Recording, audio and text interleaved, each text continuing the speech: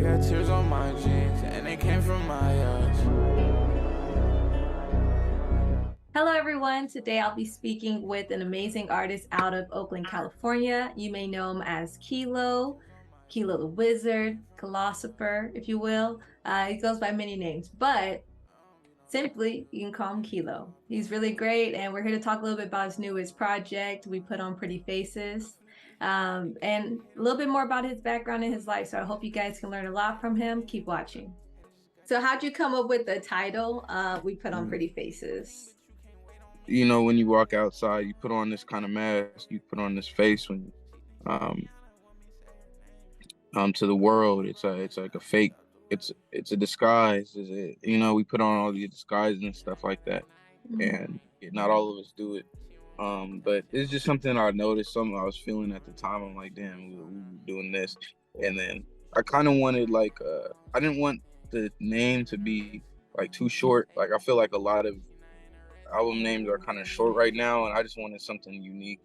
Like, I was like, I think Lana Del Rey, she released something recently. She was like with a long ass name, and then like, yeah, I was gonna do something like that, and I don't know. It's not too long, but I wanted something different than most. Something kind of avant-garde. Stand out. Yeah. I love Lana Del Rey. She was one of my very first singers that I fell in love with, but then also kind of reminds me of and even the album cover kind of reminds me of, I'm not sure if you ever heard of Panic at the Disco. Yeah. So how they had a lot of long titles, and that avant-garde look as well. So I liked it. I think it came across really well. And then also the song titles within that album, they were all on par. They were really cohesive. Yeah. I think so as well. And the album cover was I try to make them intricate, and I'm inspired. I don't listen to Panic at the Disco, but I do some emo rock / pop music, and I dabble rock. So I feel like we get too caught up, and this also goes into the theme with the name. It's especially as Black people, I think we kind of get caught up in thinking rap is not even rap, trap and hip hop is the peak of Black music, when there's so much more to it and stuff like that. So it's kind of refreshing to see other things that don't fall in line with the standard trap aesthetic, you know. So I think that might be why I gravitated towards your music so much too, because I really like all types of music. But when I grew up, I think it was mostly I grew up in the emo era, so My Chemical Romance, Since It's Failed, Taking Back Sunday. I like a lot of those type bands too. But then Paramore. also loved Paramore growing up. And then also just I like a lot of classic rock, a lot of metal. So it's really cool because I could pick up a lot of different elements through your voice and through your lyrics too. I mean, you're talking about women, you talk about money, but you don't talk about it on such a surface level. And I think it shows on your song, and Trying to Be Famous. Yeah. I was like, oh, this is nice. Yeah. I mean, and even some of my older music, I don't really I talk about stuff that I live, but it's the life I live, it's not a traditional life either. So it's I'm not trying to be the most famous. I'm not trying to live in the hype, but there is there's the way I describe it, a young nigga rock star luxury, just a grungy lifestyle. So there's just a lot of, but I'm just living life. You said you wanted to do something different with music. So what are some of your aspirations with your music then? Bro, there's a lot of aspirations. It's kind of endless. I can't say, but you said some. I want to work with Ellie Goulding or something like that. Nice. I love her. Yeah, or Billie Eilish. Definitely Kanye. I don't know if he's still making music though. Yeah, I saw that Kanye was one of your biggest influences too. Yeah, definitely. Just the vulnerability and the transcendence with music, and I kind of it gets I be getting so jaded and so kind of, it can be depressing, just like with the hype of this music and stuff like that, and what you think people want to hear. I think that, like, if we go back to making music and being vulnerable and making passionate, like just being passionate, then it's gonna be good. I like that you said that. I did listen to some of your older stuff too, like way back, and I noticed that you even had like some tracks where you're mostly just rapping, like freestyle rapping type, Yeah, right? And then yeah, this time, or a little bit later in your career, it seemed like you kind of switch up more towards like the singing, like melodic rapping, right? yeah. Like where you can carry like a tune. So what kind of prompted that switch up? Um, just wanted to be more like the people I listen to. I feel like I could do more also with singing and stuff and melodics. I could provoke more feeling Yeah. than when I just rapping. I wasn't really worried as much about wordplay as I was about with creating a feeling, like with like a lot of the like soul music and like with like people like Marvin Gaye, people like James Brown. It's just like a lot of it is just like primal, like sound, like just sounds, and Michael Jackson, just melodies and instruments, all that. That's really kind of what I was gravitating towards. Your music has mostly been produced by Mar August. Yeah. Okay, so how did you guys come to meet, and when did you like kind of find that it could be a good like musical relationship, I guess? Yeah. Well, we actually met when I was like in the 6th grade. We were going to the same school, but when I came to that school, he had already left. But like my friends at the school would talk about him and stuff like that. So we were kind of like that in that sense. I just kind of knew him mutually. And then when I got to college, like in like 2019, I dropped a song on SoundCloud, and I think he kind of maybe tapped. It was the end of 2019, and the beginning of 2020. And then he tapped in with me. He was like, "Hey, you make music. Let me send you beats or whatever." And then like I was like, "Yeah." And then just ever since then, we've been locked in. And before that, who did you use for like producing, or did you produce yourself? Well, there wasn't even any before that. He was kind of I just found a YouTube beat, Oh, and I then see, I see. yeah, I dropped like one song, and then he reached out to me. Does he have you in mind when he's producing? He's like, hey, this is gonna be a good Kilo track. Some songs, but he makes a lot of beats. So he makes he has his own style. But if we're working on something and we're cultivating something, like I'll be in the stew with him or something, and then we're working on a beat together, like so. Or he'll make something like for me, like, hey, put this on the tape. Or he'll make a lot of stuff and he'll be like, hey, I feel like you could be good on this. He makes music for a lot. Like he makes a lot of music though.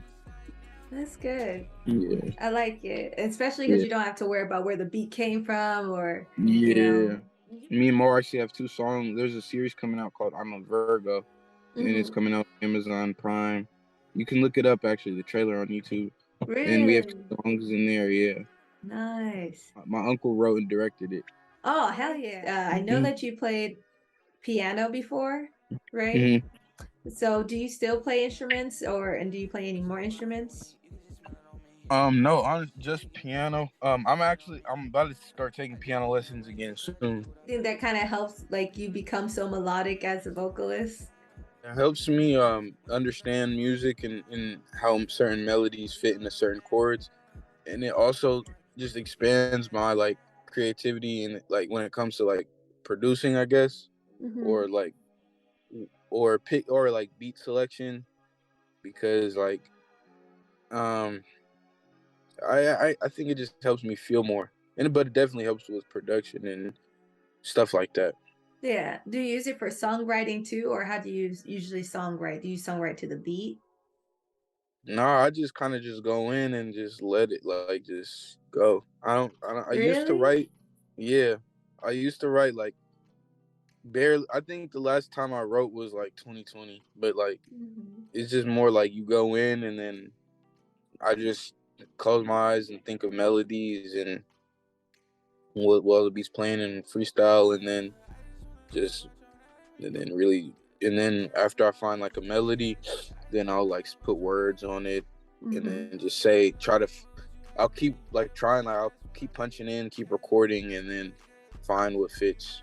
See what the right words are after the melody.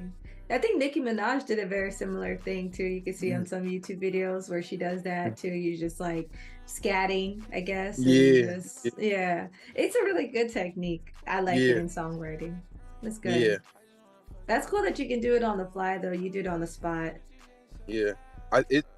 It took practice. It takes practice always, but especially trying to find like you're trying to find what you feel. So it gets deeper because you have to pay attention in life to be able to pay attention to how you feel to be able to say it. On the track. Yeah, exactly. Yeah, that makes sense. Yeah, you Yeah, have like a lot of emotional maturity, even in the songs too.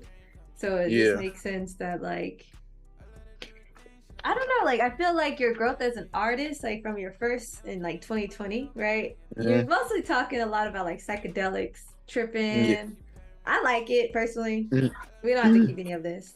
But Mm-hmm. I do like it because like I feel like I wish I would have found your music when I was like in my psychedelic era where I was doing like acid and shit. Yeah. Cause it's just Yeah. like it's real fun, super chill. Yeah. So do you I don't know. Hmm. Do you trip? I mean, Or do you just I like writing it, songs about tripping? well, I mean, it's been a minute. It's been a minute. Mm-hmm. But yeah, I used to do that. I used to do that more. I mean, I've experimented with like different. I've done a lot. Not nearly as a lot as some people, but I've done some stuff a lot. Same. Not even, yeah. So, but it's been a minute. And I think that's maybe why I stopped talking about it, just because like I was just like I stopped to not recover, but I still have to learn from my last trip type stuff. So just have to learn from it. And but it's still always there, like the wisdom and like the cosmic like connection is always there. And yeah, and you said something about maturity in this, like this is why I appreciate interviews like this, because I personally feel like my music is very like it's way more immature than who I actually am. But I not that it's a bad thing, but like I like I want to express myself in all avenues, especially interviews. So I really appreciate you for bringing me on. I Because this thank is you for where I your like. time. I was excited for this Yeah, one. I was like, one, yeah, I don't get excited about a lot of artists. I just yeah, don't. I yeah, don't. Last person I got musically obsessed with was Father, right? I think yeah. I kind of you just kind of remind me of him, like as far as like how he kind of started off, because like he differed from project to project, but in a way that was good. So when I say like emotional maturity in your music, I mean like from when your first project hit to like your latest project, you can see the development that took place. You can see like the things that you learned from your last project. You kept things that you liked. You got rid of things you didn't. Yeah. And that's what I really appreciated, because it's like you're showing that growth through your discography. I appreciate you for noticing that too. When did you fall into like music, and when did you realize that you wanted to do it like seriously and start releasing stuff? Probably like since like 2019 when I dropped my first song on SoundCloud. Like I didn't like 2020, and when I dropped my first project, I realized that's what like all I wanted to do. Was I it didn't because it want was to well received, or just how it made you feel? just how it made me feel. There was nothing else that really made sense to. I had to, like like dedicating my life to anything else doesn't really make sense besides expressing myself. Like it's just like that's kind of like the drug, I guess. And like if I wasn't being able to express myself, like this is my currency, like being able to just make music and like like put vibrations out into the world. So do you engineer with your producer? Like when you guys are in the studio, you like help them engineer too? No, I engineer myself. He'll mix his beats, and then I record myself, and then I'll mix my vocals and stuff too. Oh, okay. Nice. Yeah. So you mix your vocals like that with all the throws on it, like all the delay and reverb. You do that? Yeah.